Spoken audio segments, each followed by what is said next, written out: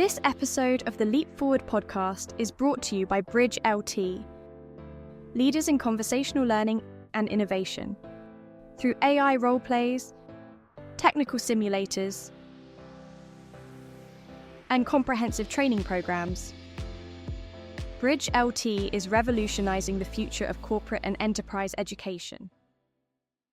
Tim Tozer, a seasoned expert in the automotive and financial sectors and chairman of the board at Allianz UK, joins this episode of Leap Forward.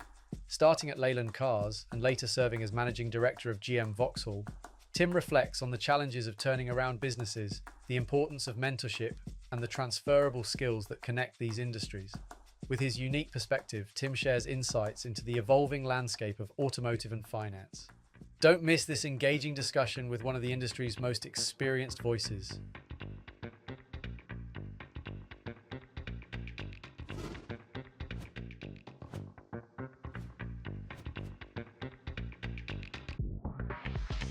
I'm absolutely delighted to be joined today by Tim Tozer, who is very much an industry legend, I think, really. Tim, you have had an incredible kind of career, not just in the automotive sector, but most recently in financial services, where you're chairman of the board of Allianz in the UK. Welcome to Leap Forward. Thank you for coming along.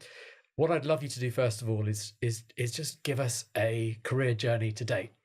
Justin, it's a great pleasure to be here. Thanks. Well, look, I mean, let's make it short and snappy because people can spend a long time talking about their CVs.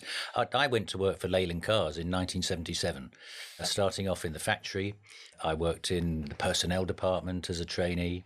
My claim to fame there is I made tea for Red Robbo with all his quite a lot of communists and Marxists around trying to persuade me to their line of thinking. That didn't work. But I then stayed for about 10 years doing a variety of sales and marketing roles in what turned out to be Rover Group. I left to go and work for Inchcape because I wanted to run a brand in a market, and they gave me that opportunity. I mean, I've always had just a quiet number of really super mentors to me. The man that gave me that job running was the Mazda business. It was the Mazda business in Finland, St. Petersburg and Moscow, and the Baltic countries as well. And it was after the Iron Curtain had come up, so it was quite tough. The Finnish economy was very dependent on exports to the Soviet Union. That all collapsed. So this Mazda importer was suffering from a currency that had collapsed, the Finn mark, a car market that had been cut by 60%, and it was really struggling. And Inchcape swooped in and bought the business very entrepreneurially. It was right up their street because they had Mazda in France and a relationship with Mazda in the UK. And that put me on the road of running a business. I mean, from the get-go, I was there, P&L, accountable, responsible, and the same for balance sheet. And I had to make the business work and turn it around. It was painful, but with a team of people that I had to cut back initially, but formed then a cohort of great people who were prepared to put the extra mile in, and we made it work. And that stepped me into running brands in markets. I went on to run Mazda in France and then Mazda in the UK. I love Mazda cars and the Japanese in particular. They have a level of humility in business. They want to understand their foreign markets and the ways business is done. They're just, I think, nice people. So that was good. And then I worked my way through a variety of other, principally automotive jobs. One was running Mitsubishi Motors across the whole of Europe. That was managing it in Amsterdam. 37 markets came into us. And that was, I mean, an enormous fun role, very multicultural. I mean, the team was representative of all the markets we represented. That business also was struggling because Daimler, what was turned out to be Daimler Chrysler, had a management share of Mitsubishi to the extent that they took management control, but they had exited. And so then the Mitsubishi family gathered round the business. I had a board comprised of a member of the bank, Tokyo Mitsubishi Bank, as well as Mitsubishi Heavy Industries and Mitsubishi, the trading company. So that was a big European job, which was enormous fun. What did I then do next? I went to run an independent distributor privately owned. So I've worked for a private owned business, which has its own idiosyncrasies, to be honest. I mean, there was a 72-year-old chap who had set the business up. I got on very well with him, but it was running at almost a mini Inchcape, actually. It was automotive distribution and retail. So that was that. But then I was headhunted to go and run GM Vauxhall, which was something I couldn't refuse, really. And it was rare for them to want a non-GMer to come in, but they knew I had retail experience through the retail I had worked in the privately owned business, as well as my time at Inchcape. So they wanted somebody who could take a perspective of a retailer or of retailers within the business mix. And that's, I think, why I got the job. I mean, I was surprised when I got the job because, to be honest, it was a big job. But I got it and went on. The business then was ultimately sold to PSA, and I didn't go that route. At which point I decided I wanted to test my management skills in PLC car retail, which is a thin margin business that needs to work extremely hard to get a return on investment. I chose Virtue Motors as the one I wanted to join because I had dealt with them at Vauxhall and I knew Robert Forrester, the CEO, who I hold in very high regard. And I simply said to him, look, I'm not a retailer, Robert. I've not actually ever sold a car in my life. In saying that, what I mean is I've never been in a showroom environment and sold cars. That isn't where my career started. But what I think I can do is animate teams and focus them upon delivering the result for the stakeholders, shareholders, customers, the manufacturers. And I said, why don't you package up a bunch of your dealerships that are losing money and give them to me and see if I can make them work, which he did. And I also said, look, and if it doesn't work and if I can't do it, we'll shake hands and say goodbye. That wasn't how it turned out. I mean, it worked. I got the right people running the sites and animated the team and acted almost as a conductor of an orchestra because they were all retailers. I wasn't. It was my job just to animate the team, which I did. And I had a good team, a strong team. Anybody that tells you it's all down to them, never believe them, because it is a team effort in automotive when we come to the bigger picture here. And then out of the blue, I was asked whether I'd be interested to go to run an insurance company. It is an insurance company that supplies many of the big OEMs. I mean, we have a big relationship with BMW, Volvo, Mazda, et cetera, et cetera. So that bit, there was perhaps a logic in me being able to come into the business. But ironically, as I pushed that business forward to get it firmly on a growth path, because when I got there, we had a sort of 3% market share of travel insurance, for example. And I decided that, we needed to push travel insurance, which we've done. I mean, we are now having a 35% market share because we won business with the big banks, NatWest Bank and Lloyds Banking Group. And that links very much into cars, how we did that. And it was a definite we in terms of a great bunch of men and women who I simply said, look, we've got to knock on these bank stores and sell them this great product for their what they call added value accounts. Mm-hmm. If you pay a bit more for a bank account, you get free maybe AA or RAC or travel insurance.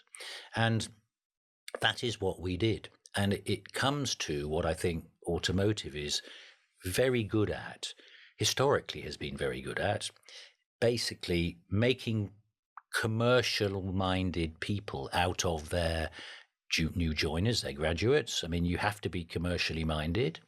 And as well, you need to manage relationships because you've got many stakeholders in automotive, the factory, the customers, the shareholders. And those pathways to building those strengths, I mean, there's all sorts of things we can focus and discuss upon in more detail as to what matters most. But the outputs of being able to take commercial views quite quickly, often, as well as then building relationships, that was all we did with the banks in a totally separate and distinct market for, in this case, travel insurance.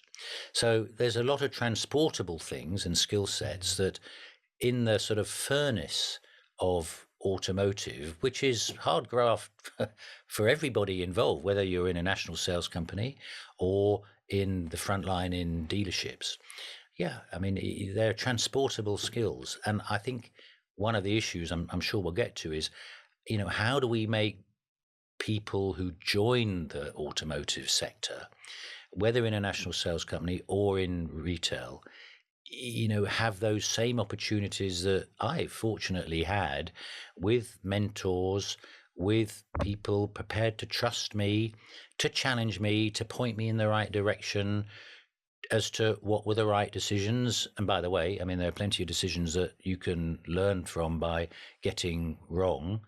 And I've had all those opportunities. So yeah, look, I've had a great fun career above all else. I've had, as I've said a few times, wonderful mentors who've taken an interest in me. And I just really hope the industry can, for those bright, very capable, well-educated men and women coming out of their universities with all the right skill sets and mindsets, how they can be given the same opportunities in what is still a very dynamic, very challenging, very exciting, and pretty sexy industry, really. Fascinating. And I think, what a perspective you must have now through not just your kind of career, but being kind of slightly removed from the industry in terms of day-to-day kind of cut and thrust. You've probably got a unique lens that you can kind of place on that. And I want to kind of use that lens, I suppose, in a sense, to kind of get your perception of exactly what you just sort of asked, really, I suppose, in a sense, is what are the opportunities and what are we doing right, and what do we need to do more of to replicate perhaps the opportunities that you were given?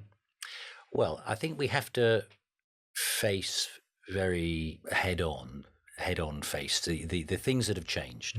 I mean, if we look at the automotive sector now, let's take a typical brand representing itself in this market, the UK, but in any other. They are national sales companies, and that sort of says what it says on the tin. I mean, their principal activity is selling. No issues with that. I mean, that's the lifeblood of the business. But I think what's changed from going back in my time, when you had independent distributors quite often representing large brands, even in a major strategic market like the UK, then you had the opportunity to be made businessmen and women out of the fact that, as I mentioned earlier, if you're given P&L responsibility, and if you're given the same for balance sheet, and it's down to you, if your balance sheet splurges and your stock levels are out of control, you're going to be in trouble because you won't get the right return on the working capital invested in that business. And so those types of opportunities in the Inchcape world that I inhabited, I mean, they were legion. They were wherever you went. And the whole business was very much focused upon that. And I don't see that today, bluntly, in the national sales companies, because in the way that big businesses globally are now structured, they take global views. And what that means is the strategies for a particular brand in this particular market at high level, whether it be the marketing strategy or the network strategy or the product sort of subtleties of requirements market by market. I mean, effectively, these are all taken in regional centers or in HQs globally. So the men and women in the national sales companies, if they're joining to imagine that they would be able to contribute to those types of decisions in a way that the outcomes could be influenced by them, in reality, that's no longer the case, because the NSCs are there to deliver, and the delivery and execution is their role, not the strategic determination of the approach to business. Which, look, there's no point me saying that's a shame. I mean, from my perspective, it is a shame, but it is how global businesses work. And by the way, just coming to my time in insurance, that's exactly the same in insurance. I mean, the Allianz business has activity in 55 markets globally. I mean, when I joined as recently as 2018, I mean, every one of those 55 markets had their own IT departments, had their own insurance products for this and that, and were busy justifying to HQ why they needed to do it this way and not that centralized way. And that has all been brushed aside. And it's actually made a much better and stronger business. I mean, if we take travel insurance, I mean, I've already told you how big we are in travel insurance in the UK without having had the backing of a group structure that understood what we were trying to do in the very specific sense of this product. We wouldn't have got there probably in truth, because we in the collective we sense of Allianz have massive travel insurance business in the USA, and we can piggyback off the back of that in terms of knowledge and IT infrastructures and stuff like that. So yeah, things have changed. What I think in the business as we see it now is where I think a lot of really interesting jobs for those cohorts of graduates coming out could be is in retail. I mean, I really enjoyed my time with Virtue Motors. It's a really proper retailer with about 180 sites now. It's run by Robert Forrester in a prescribed way because the processes and controls in a regulated market have to be handled with good order at heart. But he also wants general managers of each of those sites to be rounded business men and women, to understand they have a responsibility to various stakeholders, as I've talked in Inchcape terms, you know, the manufacturer, the shareholders, the customers, and critically to animate teams. I mean, there are plenty of car dealerships that you would go into and you would know instinctively, just as a consumer, yeah, this feels nice. I think I would be able to get my head around having my car serviced here or to buy my next car here. Equally, there are others that you'd walk out of straight away. And that, if you like, variance in the delivery of customer experience is always an issue that the manufacturers are exercised about, quite right, understand. But it always comes down to, and this is what I really learned running my bit of Virtue Motors, was getting the right general manager on site is critical, because it is he or she, and unfortunately it's principally he. There are not very many she's, but you know, those jobs are six-figure salary jobs, and as I'm saying, they're big jobs, challenging jobs, animating everything, dealing with the stakeholders. And I'd love to see more ambitious people joining the queue to have a career in retail. I mean, unfortunately, retail a bit has a reputation that doesn't encourage that. And I think it's down to leaders like myself and many others, particularly with the work that you do, to sort of raise the bar, raise the awareness of what great jobs there are. And they're the sort of jobs that you have to go through from the get-go, the starting point. I mean, a service advisor's role, for example, is a really important frontline role, engaging with customers. People fall into the trap of thinking it needs technical knowledge. It isn't. It's really a sales and customer engagement role.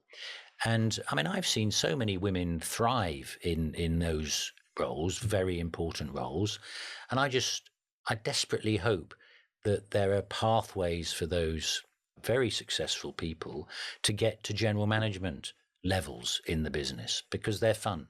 Those roles where you're juggling the stakeholder issues and you're delivering off the bottom line. You are managing your stock. You don't want to get overstocked, but everything is there to be just engaged with, and the most critical part is animating the team. Picking up a real sense that you're a big believer in autonomy, you know, kind of enabling others to be in a position to be able to kind of act, you know, on their own sort of instinct and experience. Another theme I'm picking up as well is the importance of values. Perhaps when it comes to Virtue, you could sort of share kind of why you feel that business really represents that sort of value-based kind of culture? Yeah, I can. I'll answer the Go for it. first question first, or point. Look, I think it's utterly ridiculous how quite numbers of businesses pay people good money in the front line, and then the HQs spend their whole time second guessing what they're up to. You've got to be able to trust the people and the teams you put in the front line. I mean, actually, you need to support them, not second guess them. So, yeah, I do passionately believe in that. I mean, I'd go so far as to say, and this sounds a bit brutal, I mean, if you can't trust the people you've got on the front line, you've got an issue that you have to deal with. You can't run away from. And yet, not many people in regional HQs say that, but they still second guess them. So that's counterproductive, and it's a waste of energy, and it ultimately, I think is demotivating for those people, because all they want to do is get on and do a good job. I'm a firm believer that 90% of people don't come into work to monkey about and not engage. They desperately want to do a great job.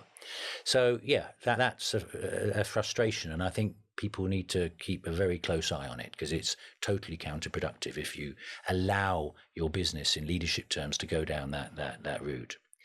The second thing on values, yeah, really critical. And I think for people coming into the industry, but just people generally, they should be true to themselves. Everybody has their own set of values, and they need to understand that they're allowed to nurture those values in their business context, and they should be supported in doing that. I mean, obviously they'll be guided by, the philosophies and styles of the business, but proper values kept simple, absolutely vital to leading a business. And I'll give you what I think is always a great example that I love giving from my time at Virtue. I mean, and as I've said, Robert Forrester is the guy who really stamps his view on that very positively. And then this is an example that goes to show how simple you can make things, and then how energizing that is. I mean, I remember very early on in my time at Virtue, I had to deal with a customer complaint, and it was a really difficult one. And I rang Robert up and said, have you ever heard this sort of complaint, Robert? What do you think? I've got a view on what we should do, but any perspective? And the answer was, Tim, same as all complaints. What would you do if it was your mother? Which just summed it up to me, because that understanding of that approach was embedded throughout the whole organization. And it makes things much simpler. And people understood it. They knew what they needed to do. And it was a values-driven decision, because clearly there would have been cost associated with that decision, but cost relative to doing the right things, relative to reputation of your business and your brand, you can't play around with that. You cannot. And the lifetime value of that. Absolutely. Yeah. Wow. That's a really, really interesting kind of insight. You spent more than half, I'd say, of your career, it sounds like anyway, sort of operating, across Europe. Tell me a little bit about sort of the kind of people, training, learning, and cultural kind of differences and nuances that exist around our wonderful continent. We could talk for too long about that, because they're legion, really, the answer to that question. I mean, I'll give you a few snapshots. I mean, I've never worked in Germany, but I have worked for the Germans in first Vauxhall, working for Opel Group, and now with the Germans. Sure. Look, I mean, this is going to be a bit of a generalism, because we could discuss much more. I mean, the Germans are producer-led. We Brits are consumer-driven. And it's not that ne'er the twain shall meet, not at all. It's just that quite often when you work for a German organization, you absolutely have to go the extra mile in explaining the importance, in my insurance role here, of example, all of the compliance issues. And it's not that the Germans don't want to engage at all, absolutely not. It's just that the robustness of our compliance with the regulator having a very, very important role in the way businesses are run. Yeah, that needs explaining. And they get it because they're all very bright people. But that would be a generalism. They're producer-led, we're consumer-driven. I mean, the other time... Sorry, I'm going to just... Because I think it's great when you start to kind of give examples. So from a kind of mobility and automotive perspective, give me an example of kind of the difference between producer and consumer-led, I suppose, in real terms. Yeah, well, I'm sure I can say this because General Motors now are no longer the owners of Vauxhall. There was a time at Vauxhall when the over-engineering of the product with cost consequence. There was a particular Vauxhall Zafira model which had a very complicated sort of glass roof that folded back. But actually, it really didn't do anything because as you sat in the car, I mean, it didn't give you any benefit. I mean, Right. So the customer the ability of a customer to say, oh, that roof thing is really interesting. I'd be prepared to pay £500 more for this car than if it didn't have it. No, that was non-existent at all. Right. But the thing was over-engineered by busy German engineers who thought it was a technical solution to something that none of us in the UK market understood at all. And we kept on saying, well, why don't you take it out? Because it's of no value at all. We didn't get anywhere with that, by the way. So look, that's an example. I mean, the other thing in touching upon the consumerism in the UK was when I was running Vauxhall, I mean, the degree of volume in the retail channel going into PCPs on finance, I mean, we were forever having to explain the competitiveness of German cars actually with great residual values, having the edge on us, Vauxhall, which did not have such good residual values.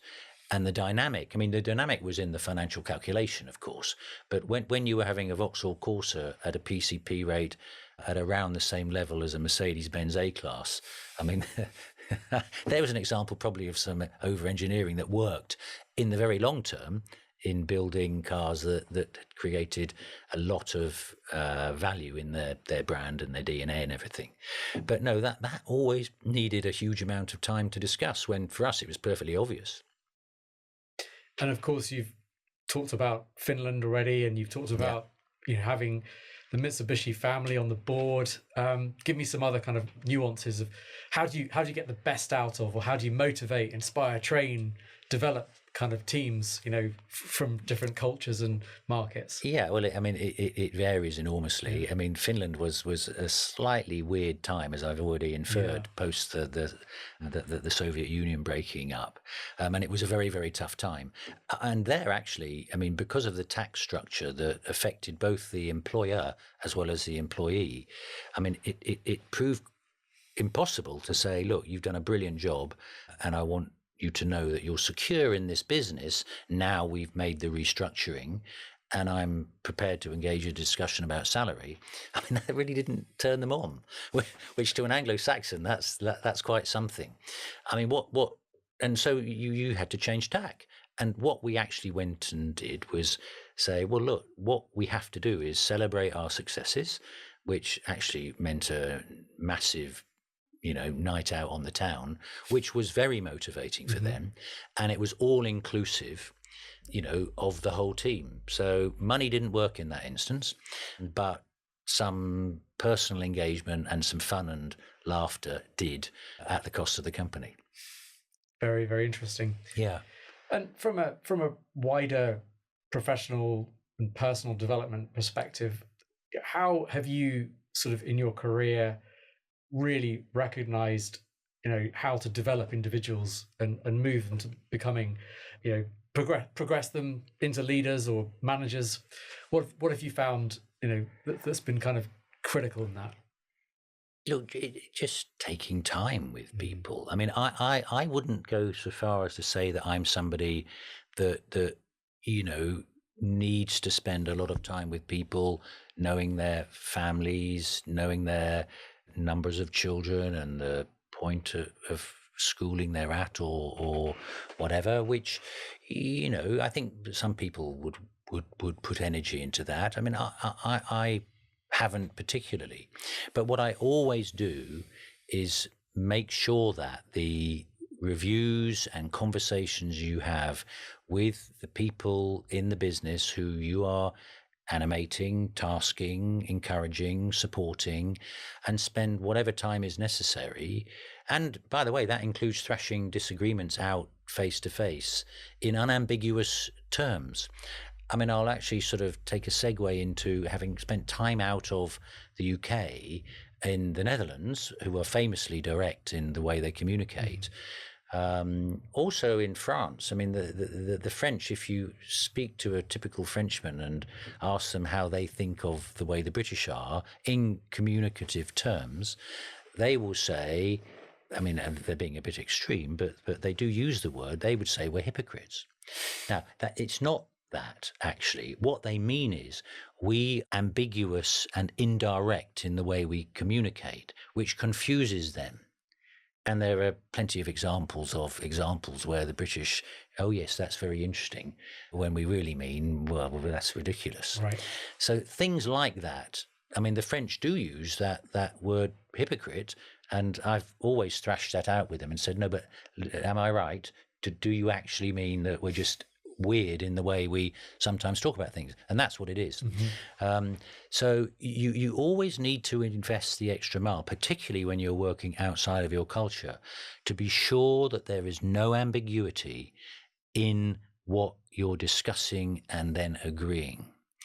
Because I think, having spent time outside of the UK, and I would say to any individuals in the perfect world thinking of how to direct their career, if you get a chance to work outside of your home country, take it.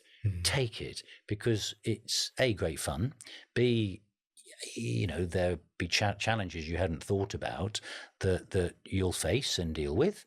And then when you come back, because most people come back to their home nation of origin, you will be able to see your home country with a slightly different perspective, which adds value. I mean, my perspective of the British, and again, this is a huge generalization, I'm afraid, but it is true that we are indirect and we do leave ambiguity on the table sometimes. And that's not good in a business. So the Dutch way of being very direct and wanting clarity, I loved. I mean, I thought it was great. I mean, the French way is slightly more different. I mean, the French, the French make things complicated. Right. All you have to do is go to Charles de Gaulle Airport, and you understand what I mean by saying the French like to make things complicated. I've never been to such a complicated airport. But look, even making a comment like that, I mean, without me having worked in France and connected the slightly hierarchical way the French actually run businesses, and then the way they do like to complicate, because they're intellectually driven, the French, which is very stimulating and interesting. But it's that intellectual sort of layer that can ultimately overcomplicate, and certainly to an Anglo-Saxon can confuse. And that compared to working with Mazda and Mitsubishi? Yeah, well, the Japanese, I mean, I very much like the Japanese. I mean, I've worked with very, very much directly with the Japanese. I've also worked for business that have dealt with the Koreans, who extremely aggressive in business. Positively, I mean, if you look at Hyundai's growth, very aggressive, very dynamic. The Japanese have a much greater level of humility, which I like. I mean, they like to learn, they like to understand. They send, I mean, when I was running Mazda, any of the markets, they sent their junior people out to the markets to investigate with the dealers, to ask the dealers, and it all gets fed back. And they always took that very, very seriously. And I mean, if you think of it, I mean, the Japanese in the whole post-war period, I mean, they wiped out the British car industry in all the colonies because their products were so great. And they only did that by really starting from the ground up in engineering terms. The best description I've had of the difference between the Japanese and actually Western countries was a very senior Japanese boss of mine at Mitsubishi, actually, who said, the difference is, Tim, he said, if you came to a river that you need to cross, you would cross that much quicker than us, but our bridge would last 10 times the life of yours. And I think that actually sort of summarizes it really. They're very thorough. And I mean, you know that, the way the Toyota business model works in the factories is any worker can stop the line at any one time. If they see something happening on the line that is undermining the quality of that car as it rolls off the production line, they have the authority to pull the handle and stop the line to get to the root cause of whatever issue it is that they've spotted, which is how they are. They're thorough. And I'd like that. And again, an element of autonomy there in terms of empowering anyone on the line. Well, I mean, you're right. I mean, that in itself is a phenomenal example of just that.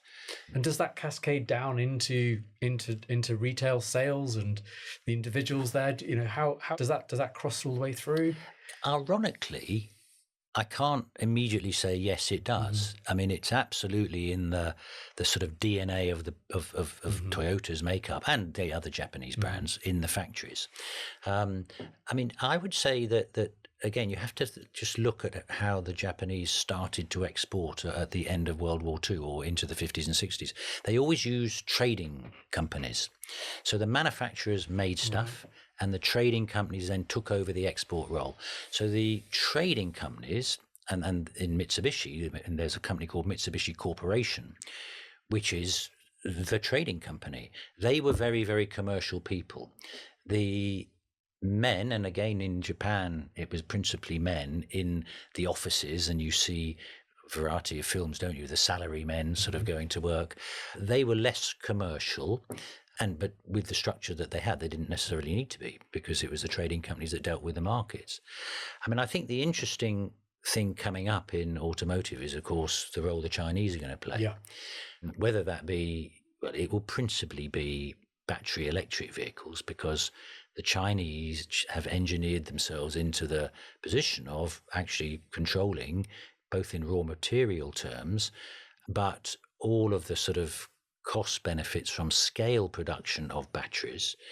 And I think it really is true that if the politicians, as they do, pursue the net zero agenda as forcibly as they want to, and they will for all the right reasons, the only place that you're going to get a mass market demanding battery electric vehicles will be Chinese made cars, because they're the cars that will be priced right. And the Chinese have obviously strategically been studying this, in great, great detail over many, many years. I mean, I visited China several times when I worked for the privately owned business in the Netherlands, because we wanted to say we could be an importer of your Chinese product. We were a bit early, actually, as it happened. But you could see then the numbers of bright men and women, and lots of women compared to Japan and indeed Korea, who had been sent by China really to be educated, whether it be in the USA or indeed the UK. And I mean, they were dynamic. I mean, they were busy, and they've now got it to the point. And I'm thinking, I used to go there sort of 2010, 11, 12, so a long time ago now. But look what's happened subsequently. Yeah. I mean, they are the dominant force. So the Chinese should not be underestimated, definitely. I think the Japanese have intrinsic strength, and they also have a somewhat different stance to sort of pure BEVs being the answer to all of the issues of the moment. In fact, Toyota are publicly able to say, no, we think that if you look at the global market, then about a third are suitable for battery electric vehicles. Hybrids, still enormous, and Toyota are absolutely masters of that. And some still continued role of conventional powertrain. Now, they wouldn't say that will go on forever and ever, but, hybrids do a pretty useful job for an awful lot of motorists at a sort of sensible competitive price point to get a mass market. So, yeah, I think those two they're not ideologies, are they? That's not the right word at all. Two approaches, but sort of almost ideologically held. I mean, in Toyota, in its DNA, hybrids are there, and they're not going to give them up. So that'll be interesting to see how that unfolds. You've talked a lot today about sort of, in moments, individuals who, and you've talked about mentorship. Yeah. I wonder if you could kind of share, kind of your view on the importance of, and perhaps some moments, in your career where that mentor has really made a difference to you. Yeah, quite often. And I mean, I mentor some quite senior individuals in a retailer now, in a retailer group now. And, it's quite often just being able to sort of shoot the breeze, talk things through informally without, some of the, not politics, but some of the sort of other influences crowd out matters that are concerning somebody. And you need to be all ears, definitely, as a mentor, but you equally need to be able to sort of draw out, decisions that, might not necessarily be for immediate action, but might be a sort of anticipation of what's coming around the corner. Because one other sort of piece I always take quite seriously, and this was a mentor of mine very early doors, told me, Tim, look, always take time to slow down to speed up.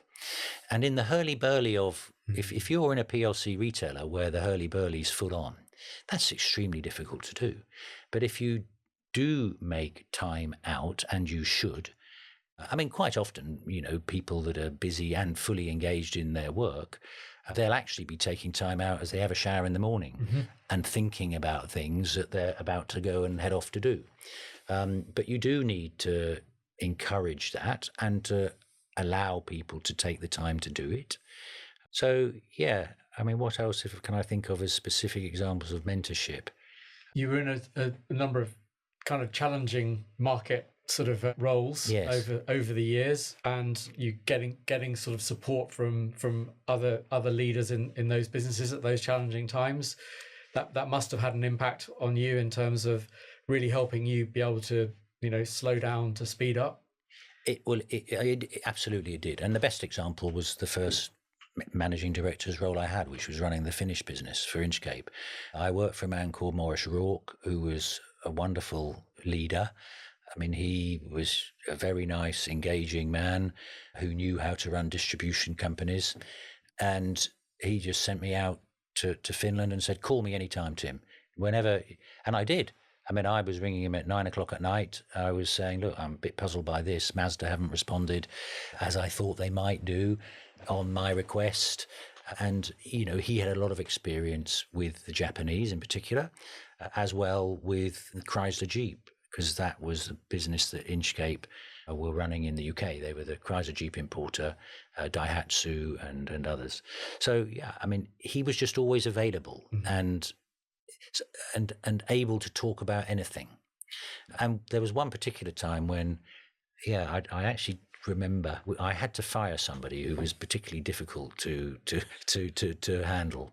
And, she was a senior member of the team or of the business that had been acquired by Inchcape. And I mean, fair to her, to be honest. I mean, she was digging her heels in quite a ferocious manner. And I mean, I said, Maurice, look, I haven't come across this before. And he gave me a very practical piece of advice in a really difficult circumstance. And it's a weird thing to be remembering after all the years. But it was a tricky requirement.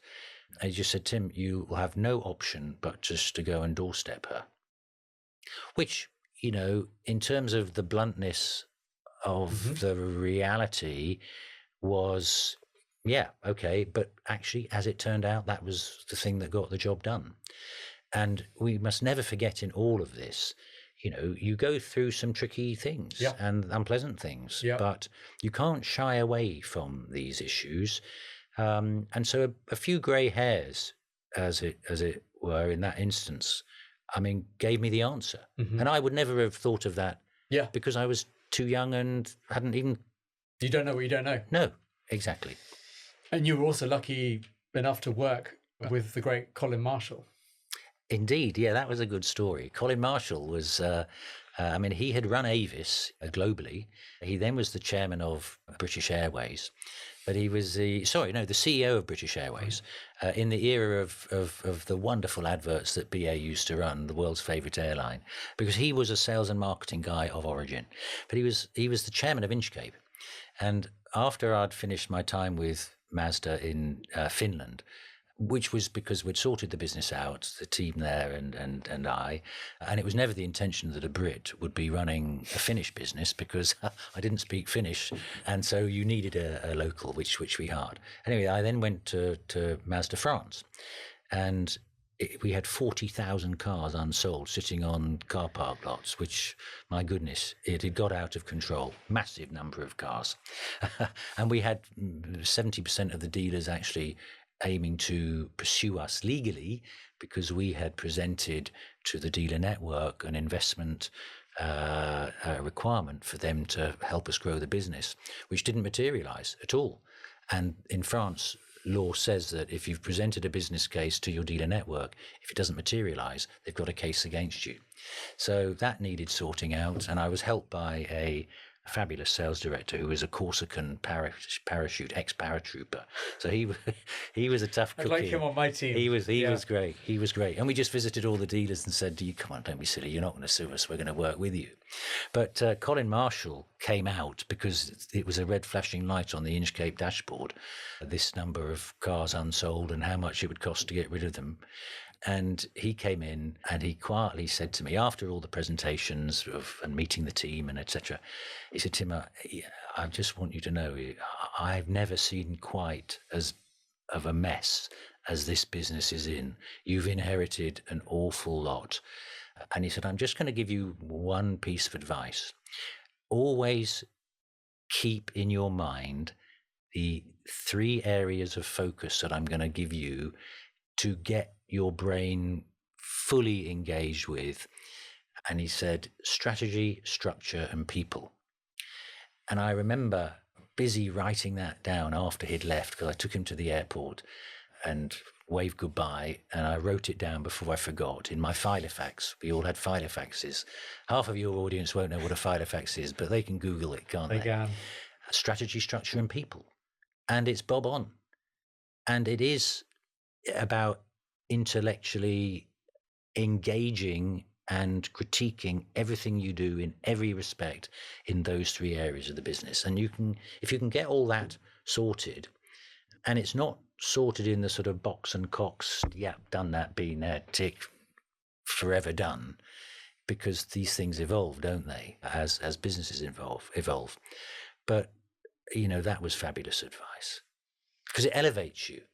To come at you with something as simple as that, by definition, you have to elevate your thinking, which you do have to do to become businessmen and women in very competitive, very demanding circumstances where you'll be tested at every turn. But therein lie the wonderful challenges and the great fun, because, the automotive sector, I'll secretly admit that the car business is sexier and more fun than the insurance business. Just but between us. That probably won't be a surprise to anybody. Well, look, speaking of advice, I just want to kind of conclude this great conversation with really asking you to impart one further piece, I suppose, which is, what would you give as a piece of advice to someone considering entering this automotive sector? Yeah, look, that's a big question. It probably would apply to whatever sector anybody is going into, and it's something that we touched on.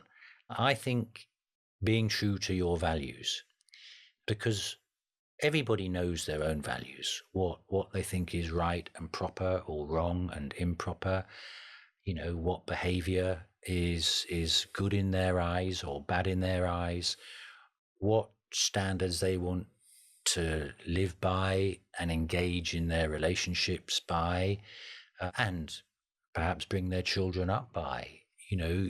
People know that in themselves, what matters to them. And there'll be sometimes occasions when your values may clash with an organization. And if that's the case, then that would lead you to take a certain decision.